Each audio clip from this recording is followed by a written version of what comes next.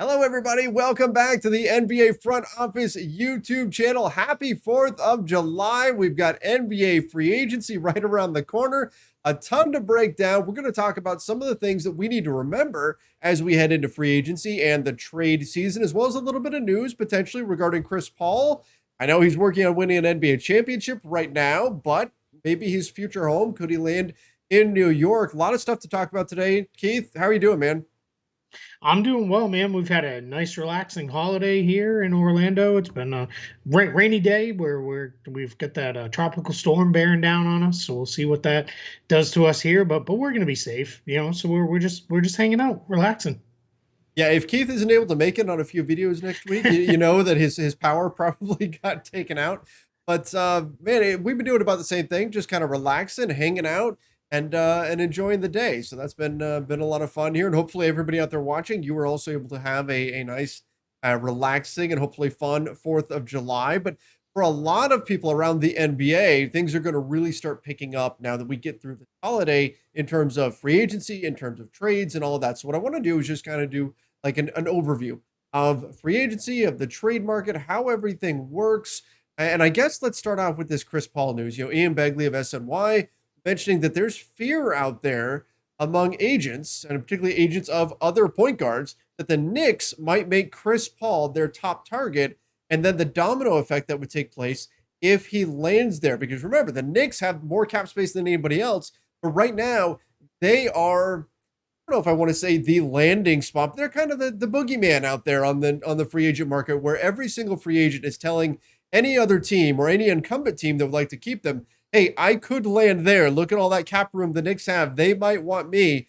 If Chris Paul jumps to New York and eats up all that cap space, that is going to change free agency drastically for a number of players.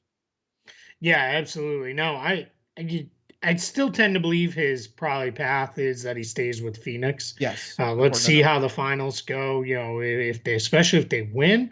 Now you could look at it as if they win, maybe he says, "Hey, mission accomplished," and to cap my career, I'm going to bring the Knicks back to glory and all those things. Or you could look at it as, "Hey, we won. There's no way I can leave here now."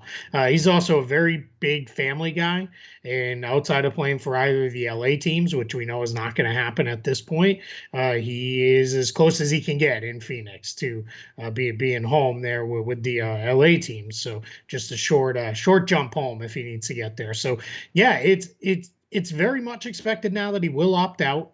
That was interesting. There's some thought out there that's been thrown around. What if the Suns try to get cheap again and say, we don't really want to go deep into the luxury tax, or we don't want to do this or that, and those kind of things. Is that how a team like New York swoops in? He's clearly at this point the far and away best point guard on the market. No disrespect meant to Kyle Lowry or Mike Conley, but Chris Paul is a better player than either one of them. So yeah, and if you were the Knicks, your pitch is, hey, we've got a pretty good group of younger guys here that could really use a veteran point guard to organize them, get them in the place, basically do what you did for Phoenix. Exactly. And after they sign Paul, let's say 30 million. Let's just put it at that as the number. It might be more than that, but let's just say it was 30 million.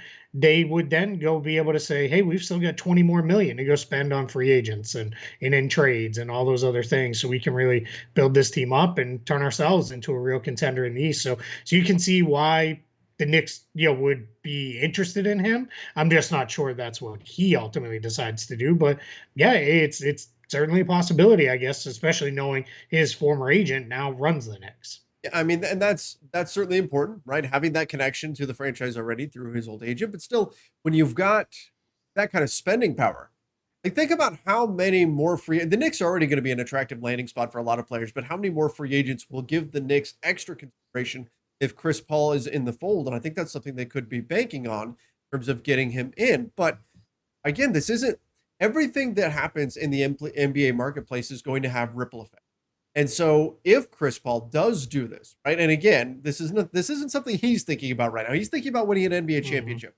But if this is ultimately the move that comes to fruition and he jumps to the Knicks and he eats up that cap space, there is going to be an effect on Lonzo Ball, on Dennis Schroeder, on Kyle Lowry, on all of these other point guards, Spencer Dinwiddie, that are out there on the market. that are looking to get paid. And I think that's what's always interesting about the NBA free agent process is that we see supply and demand play out in a very, very short period of time where things can get flipped very quickly. Right now, there's probably a few more point guards on the market than there are teams looking for them. But if Chris Paul Yeah. eats up that Knicks cap space, it suddenly gets to a point where players are going to start to be feeling a little bit, I don't want to say desperate, but a little bit concerned about their landing spot. I mean, look, just last year, for an example, Dwight Howard took the Philadelphia 76ers offer because cap space was drying up very, very quickly.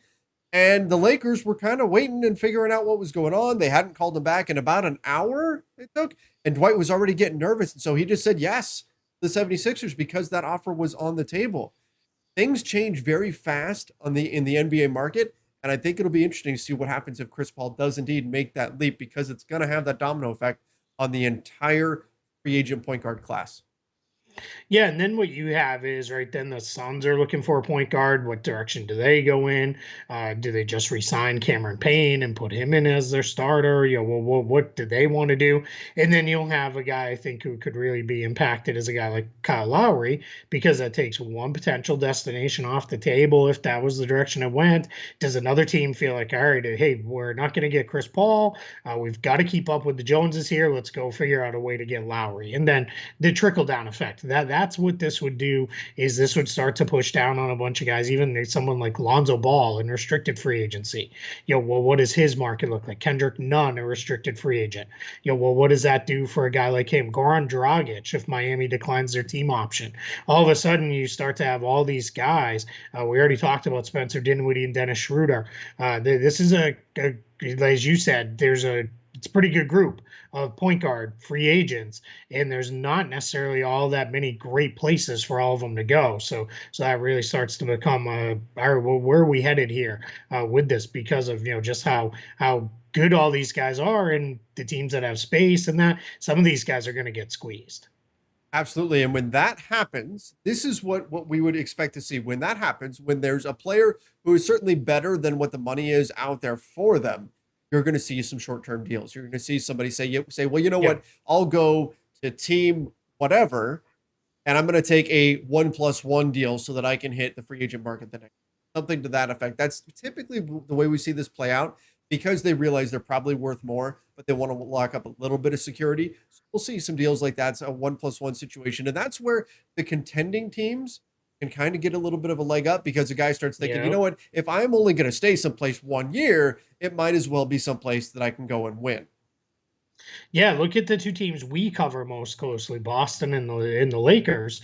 They both have a need for a point guard. They could just simply by being patient luck into a pretty good option Right. here by, just kind of hanging out there waiting to see, all right, who becomes available for the exception money that we have to offer, just because, this is they got squeezed out. And yeah, you're right, it might only be for a year, but they could both, benefit from that. And that's where, if a guy's only going to do something for a year, it very much becomes, all right, I want to win for that 1 year. It's almost like a long-term buyout destination in a way, where after buyout season, it's really like, can I play and can I win? That's what this almost becomes. If I'm looking at a 1 year deal, it's, can I play, can I win? Because if the money's going to be the same elsewhere, everywhere else rather, I might as well just, do this here. So yeah, it's definitely going to be really interesting to see, how it plays out at that position, because I do think what we're starting to see is a little bit, I think the league's going to go into a little bit of a pause, where it is, all right, if this Chris Paul stuff is real, what's happening with Damon Lillard, what's going on Right. with Bradley Beal, then you're going to have Kawhi Leonard until he makes a decision. We're going to see everything waits for the superstars, unless we know it's happening, they're going to move. But what could happen is some team might say, we're not getting one of those stars anyway, so we're going to move on to the tier B guy, and we're going to go get that done and make that happen right now rather than waiting. And then when they miss out on Chris Paul, now we're competing with 7 other teams. We'll make this guy our primary target right out of the gates at free agency, because we see that every year too, where there'll be, a tier B, tier two, whatever you want to call it, player gets prioritized by some team, on opening day of free agency. So, and we're less than a month from that, which is, crazy. It's going to really be, wild here over the next few weeks lining up to that. Keith, I know exactly how this is going to play out. What's going to happen is the second we take off towards Summer League in Las Vegas, once we get into the air, that is that moment. That's right when everything is going to start going berserk. I just know that's the way it's going to play out for us, because that always seems to be the case. But you know what? The whole NBA market is driven by supply and demand, which is always really cool to see it play out, because you look at, like, right now, most teams in the NBA, what is the demand? They want shooting, and so shooters are going to get a lot. I can't wait to see what Duncan Robinson gets out on the market. You look at Joe Harris, what he got. Conversely, what there isn't a high demand for is traditional centers. So those salaries are going down, down, down, to where now you can find a lot of those guys out there on the market for pretty cheap. You can find them sometimes for the veteran minimum, in the case of like a Dwight Howard, who we mentioned before. So it's always interesting to see where those kind of, how those things get played out across the entire marketplace, and it's something that's going to be worth watching this offseason too. But one of the points that I wanted to get to today, that it's not necessarily a bad thing if your team doesn't make a move. And that's something where fans get hyped up about this. They get hyped up about free agency. They get hyped up about trades and everything. Like we've been saying, this is going to be the summer of the trade, because there's not quite as many guys out there on the free agent market, and not that many teams have cap room to go make big moves on the free agent market. So instead, we're going to be seeing a lot of trades. But no deal is not the worst case scenario. If you're a fan of a team and you're hoping they can really make this big move, that move not happening is not the worst case scenario. A bad deal is much, much worse than no deal. And I think it's something that's important to remember, because we've seen so many teams that have damaged themselves long term because they were dead set on, hey, we have this much cap space, we're going to use it, or we have to go find this kind of player on the trade market, and they've made bad moves as a result. Yeah, it's like they always say, sometimes the best trades are ones you don't make. And Exactly. and I think there's definitely some truth to that. I always think, again, not to make it just about Boston here, but for so many years it was trade those picks, do this, do that, trade Brown, trade Tatum when they were younger. And then it's turned into, probably wasn't the worst decision to just hang on to him. Now you've got an all NBA level guy. I know Tatum didn't make it this year, but he probably should have.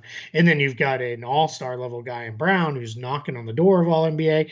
And no, that's in a league where everybody wants to build around wings, that they've got two of the best young ones on the same roster in the entire NBA. So that starts to become, yeah, you didn't make those trades, and that actually ended up being a good move. So yeah, because you're absolutely right. We're going to get people. We're going to come back and say, why is my team doing nothing? Yeah. And sometimes it's the patient teams who end up, I'm going to use quotes here, winning free agency, right? Because they hold out and they wait, and then they get really good deals on guys. And just so everybody knows, we are going to go through and we're going to talk position by position Yes. on videos, each of the traditional positions.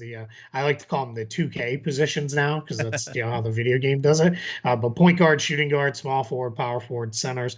We'll do a video on each position and talk through who the options are and what it looks like. Maybe give you a little bit of our personal rankings and within there and those kind of things. So yeah, I think it's going to be a very interesting free agency, because I think what it lacks in top tier free agent talent, it more than makes up for in depth of good players and good role players. So I think we're going to have a really good opportunity to see some of those guys get kind of bargain contracts from teams. But I do think we're going to see a lot of short-term contracts with the idea of, let me get back on the market in a year or two, when it's just a better market for me to get back out there and do my thing. Then I don't know how many of the traditional 4-year deals we're going to see and things like that. I think it's probably going to be a lot of 1 and 2 year contracts. Yeah, I agree with that. I mean, look, a lot of the teams out there, it's if the teams can be patient, like we've said, because there's a number of teams that were hoarding cap space for this offseason thinking, oh, it's the summer of Giannis, right? Yeah. These top tier guys are going to be out there, and now they're not. And so teams are, once they spend some of that money, they're going to be pretty wary about spending it on kind of the middle of the pack type of guys, right? Because they're not And getting those stars, they're going to hang on. yeah, and we'll see. Does somebody take the Knicks approach where they stay super patient and say, all right, if we go in with 15 million, which is what the Knicks did last year, that gives us all kinds of flexibility in season. We're going to kind of sit tight. And then, yeah, I'm going to say this so much, people are going to get tired of hearing it. But any 1 year deal, almost no matter how much you pay the guy, is never a bad contract.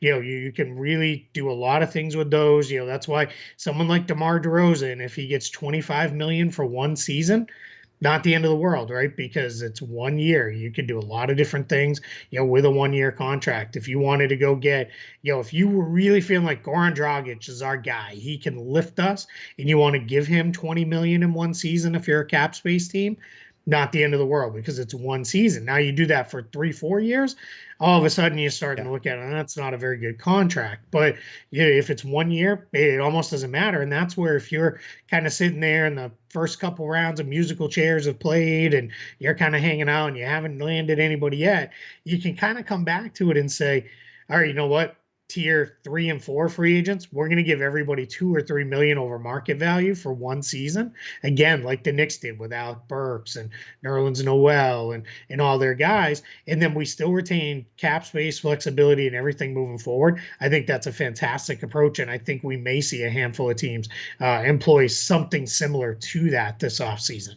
I like it a lot, especially for the teams that are below the salary floor, because that money is Yeah. spent anyway. And there's a few teams that are going to be in that scenario. For anybody unfamiliar, if you're below the salary floor, and I'm sure Keith, you know exactly what the number is going to be at for next year salary floor. But if you're below that, that money is gone. You're going to spend that money no matter what. If you are 5 million below the salary floor, what happens is that $5 million just gets divvied up between the players that you do have already on your roster. So it's not like you can just spend a tiny amount, and then you just keep the leftover. No, that money is going to be spent no matter what. So if you're well below that floor, you might as well put together some of that money and go give it to somebody in a 1 year deal, and then you're keeping your powder dry for the season. So that's another strategy that we could teams employ is, look, hey, I'm going to go get this guy for a year, and then we can evaluate things from there. It gives us a lot of flexibility moving forward, which is really important.